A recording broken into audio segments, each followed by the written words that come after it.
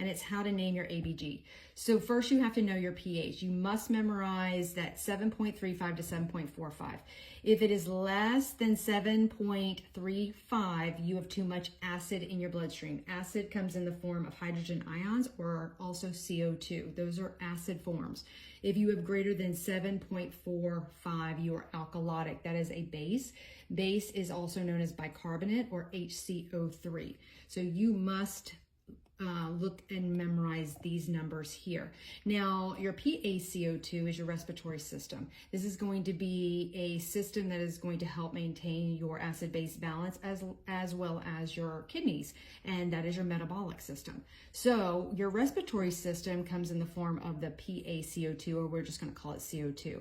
So if it is 35 to 45, again, if you memorize this number is going to be really simple for you to know. So if it's less than 35, you're going to be alkalotic. If it is greater than 45, you're going to be acidotic. And so come down here to bicarb, and how I memorize it, somebody told me a while ago, and I think it's brilliant. This is the age I wish I was, because I'm definitely not 23 to 27 anymore. However, this is how I memorize this number right here.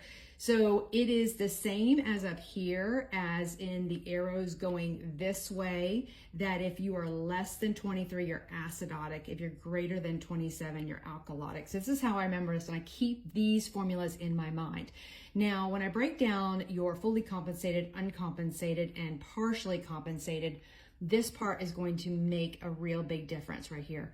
So when it comes to your main number here, 7.40, that is your baseline number for your pH balance. And if you're in compensated range, then your ABGs are going to fall between 7.35 and 7.45. So it falls within that range. However, you still have to identify the type of acidotic or alkalotic compensated ABG. And you do this by saying if it falls within this range. So if it falls between 7.35 and 7.40, you're acidotic. If it falls between 7.40 and 7.45, you're alkalotic. So if you can memorize this, it falls in the same arrow range as this way, then when you're compensated, you'll understand what your system is.